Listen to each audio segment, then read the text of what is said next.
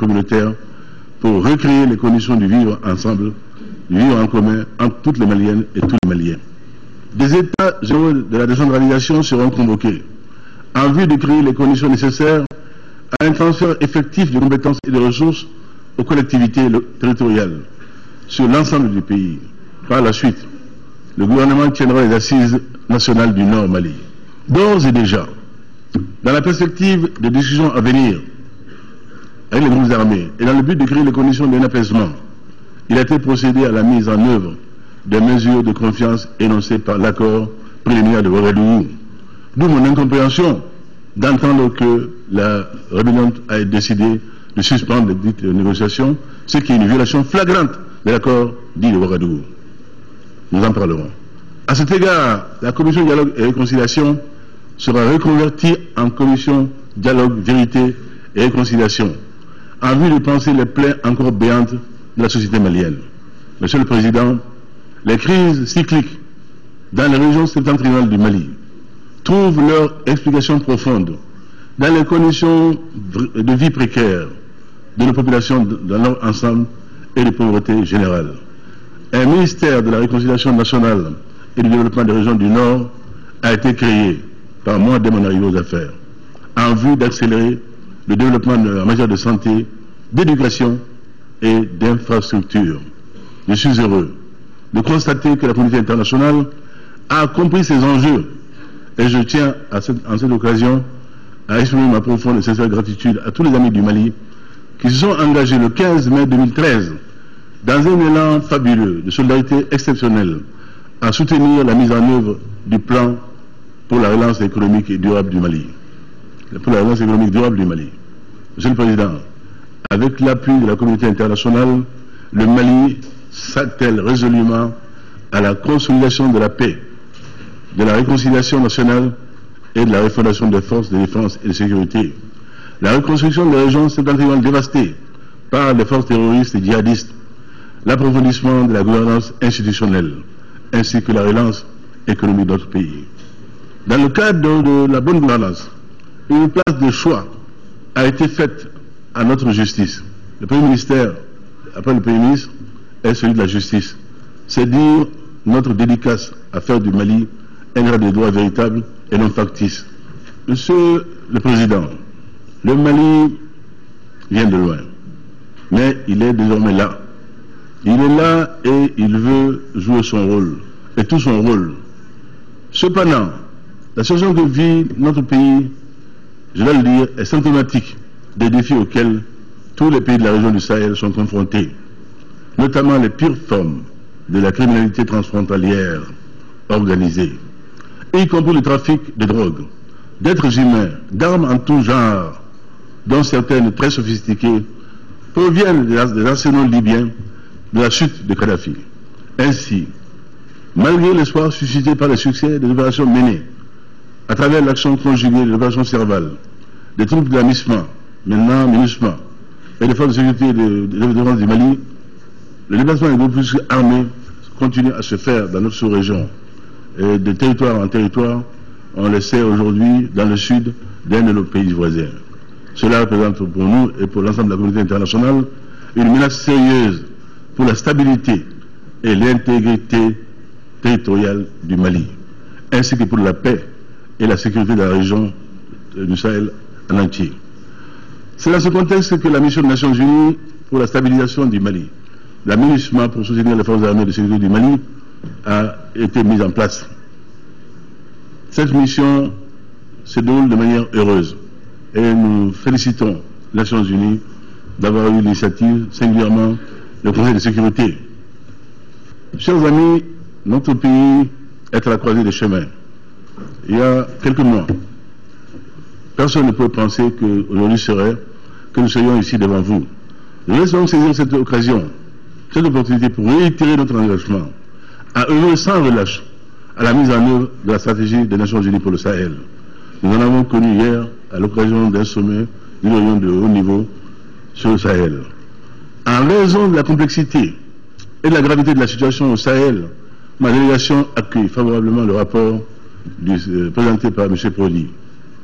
Ce rapport sur le Sahel nous a paru conforme à la situation et susceptible de nous permettre de sortir de la situation que nous vivons aujourd'hui dans l'ensemble de nos pays. C'est le lieu pour moi de souligner avec force que la résolution durable de la situation au Sahel requiert une coopération renforcée et dynamique entre tous les États de la bande sahélo-saharienne pour lutter contre l'extrémisme religieux et le crime organisé. Pour sa part, le Mali, sous mon leadership, entend résolument œuvrer à la dynamisation des mécanismes de coopération sous-régionaux existants. De même, l'accompagnement de la communauté internationale s'avère indispensable dans la lutte contre le terrorisme transnational dans l'ensemble du Sahel. Les enjeux sont énormes et la menace terroriste prend des proportions inquiétantes au point qu'aucun pays n'est à l'abri. Aucun pays n'est à l'abri d'actes violents et barbares. Les attentats survenus récemment à Nairobi au Kenya en sont l'illustration la plus infâme. Mon pays, qui se remet peu à peu des atrocités commises par des groupes terroristes djihadistes alliés aux narcotrafiquants, réitère sa ferme condamnation du terrorisme sous toutes ses formes et manifestations. Je présente au nom du Mali mes condoléances les plus sincères au gouvernement et au peuple du Kenya, pays frère. Monsieur le Président, la délégation du Mali se réjouit particulièrement du thème central du débat général de la 68e Assemblée générale des Nations Unies, le programme de développement l'après 2015, plantons le décor.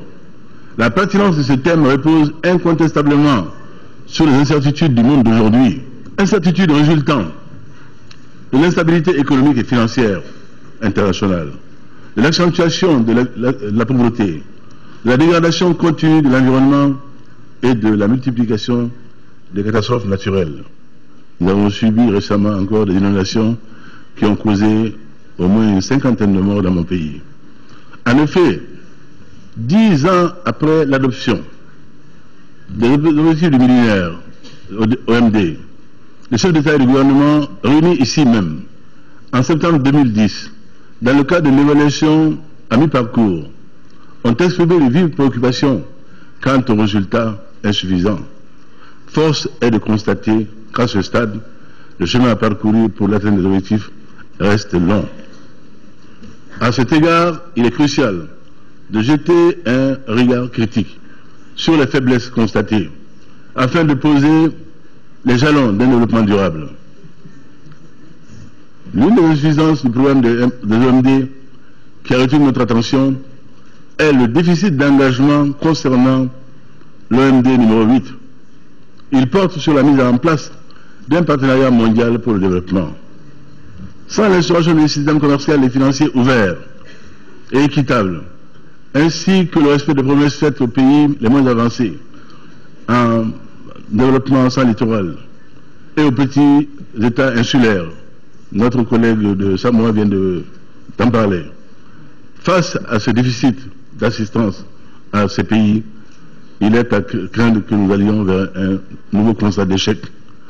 Face à cette situation, le Mali encourage l'adoption d'un programme de développement unique et consolidé pour l'après 2015, dont la cible prioritaire sera à terme l'éradication de la pauvreté et la promotion de la durabilité économique et sociale et environnementale. Cette vision a été dictée par l'urgence des défis et la rareté des ressources disponibles. Monsieur le Président, dans la ligne droite de mes illustres prédécesseurs, je réaffirme ici et maintenant ma détermination la plus ferme à défendre les idéaux de paix, de sécurité et de justice qui caractérisent notre organisation. Au plan africain, le Mali est vivement préoccupé par la situation en Centrafrique, en République démocratique du Congo, en Égypte, en Libye, et exprime sa ferme condamnation de la violence comme mode d'expression politique. Le Mali se félicite des progrès enregistrés dans la voie de la reconstruction et de la réconciliation nationale au Libéria, en Sierra Leone, en Guinée-Bissau. Au Moyen-Orient, nous sommes fortement préoccupés par la poursuite des violences meurtrières en Syrie, avec son lot quotidien de désastres humanitaires. À ce titre, nous condamnons avec fermeté l'utilisation d'armes chimiques sur ce théâtre d'opération. Le Mali appelle les parties concernées à privilégier des solutions politiques négociées sous l'égide de l'Organisation des Nations Unies. Nous encourageons les pourparlers israélo-palestiniens en cours et invitons toutes les parties à prendre les mesures voulues pour instaurer un climat de confiance et engager des négociations directes en vue de parvenir à une paix juste, globale et durable, reposant notamment sur la résolution pertinente de l'Assemblée générale et du Conseil de sécurité. Je saisis cette occasion pour réitérer la solidarité et le soutien total du peuple malien et du gouvernement au peuple palestinien dans sa lutte légitime pour l'exercice de son droit inaliénable à la souveraineté. Monsieur le Président, je dois me réjouir des mesures prises ces dernières années par l'Organisation des Nations Unies visant à apporter des changements qualitatifs dans les domaines prioritaires du développement, de la paix et de la sécurité collective, des droits de l'homme et de la réforme de notre organisation. Malgré les progrès réalisés, beaucoup reste à faire en ce qui concerne notamment la réforme nécessaire du Conseil de sécurité et la revitalisation de l'Assemblée générale. Nous devons poursuivre nos efforts afin que l'Assemblée générale, principal organe délibérant de l'organisation, occupe une position centrale, dotée de moyens lui permettant de mettre en œuvre ses résolutions. S'agissant de la réforme du Conseil de sécurité, le Mali réitère son adhésion au consensus de Volmini et à la déclaration de Sirte adoptée par le chef d'État et de gouvernement, l'Union africaine et appuie la revendication légitime de l'Afrique de disposer désormais de 2 sièges permanents et de 5 sièges non permanents. Le Conseil de sécurité, ainsi réformé, reflèterait sûrement mieux les réalités géopolitiques du monde actuel et réparerait l'injustice faite à l'Afrique, seule région du monde ne disposant pas d'un siège permanent au Conseil de sécurité. Monsieur le Président, Mesdames et Messieurs, les chefs d'État et de gouvernement, Messieurs les présidents des Nations Unies, Mesdames, Messieurs, le Mali est de retour. Le Mali reprend sa place, toute la place qui lui revient, à hauteur de son histoire, dans le concert des nations libres et démocratiques. Le peuple malien est prêt à prendre sa part, toute sa part, dans l'éducation d'un monde de paix, de tolérance, de liberté, de justice et de démocratie. Les Maliens et les Maliens restent convaincus que c'est dans cette voie que nous, dirigeants du monde, poserons les jalons d'un développement durable pour nos peuples et épargnerons aux générations présentes et futures les fléaux de la guerre. Telle est notre vocation. Telle nous le ferons, Inch'Allah. Je vous remercie.